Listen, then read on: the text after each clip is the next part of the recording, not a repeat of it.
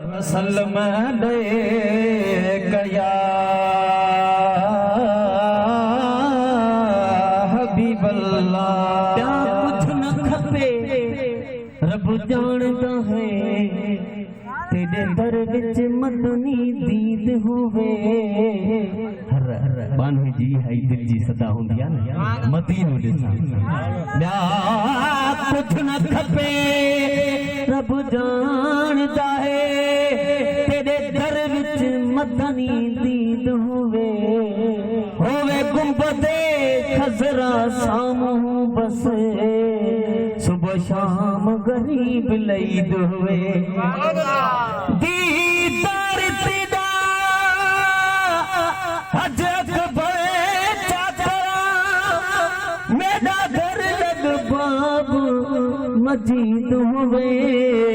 एतराम अदब नाले बहाम सन होवे, कोल सही या बैद होवे। आखो चा सल्लल्लाहु अलैहि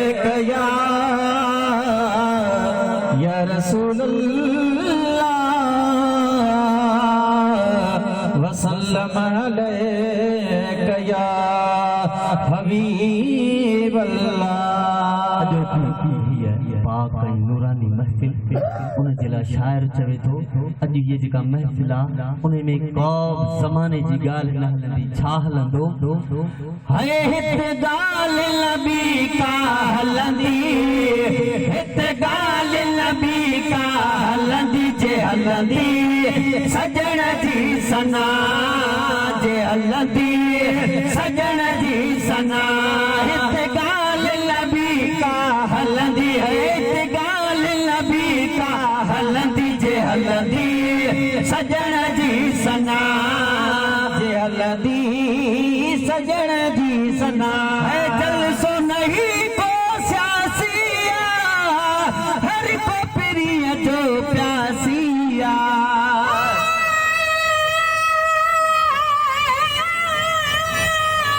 सुभान अल्लाह।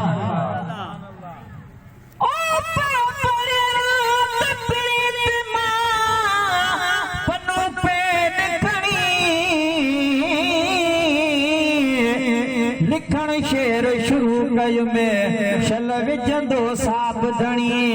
हिन महेसर मिसकीन जा हे सासा लफ़्ज़ सुणी, मन सजण चवे सुभान अल्लाह। तुंहिंजी वाई खूब वणी, वो अथम आस घणी। अची ॾींदुम ॾेव मुबारकूं। है जलसो नहीं को सियासिया, हर को प्रिय जो प्यासिया। है जलसो न कोई सियासिया, हर को प्रिय जो प्यासिया।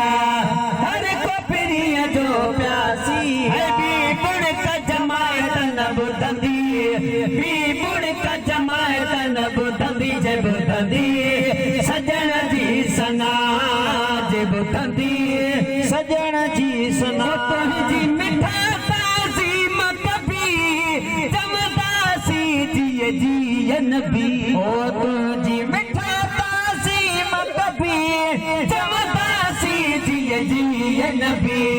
जमदासी जिए जिए नबी। ओ दिल सखणा नारा न बुरंदी, दिल सखणा नारा न बुरंदी। जे बुरंदी सजण जी सना, जे बुरंदी सजण जी सना। है तो सलातु सलाम सदा पढ़ंदो पयो पाण खुदा। सलात सलाम सदा पढ़ंदो पयो पाण खुदा।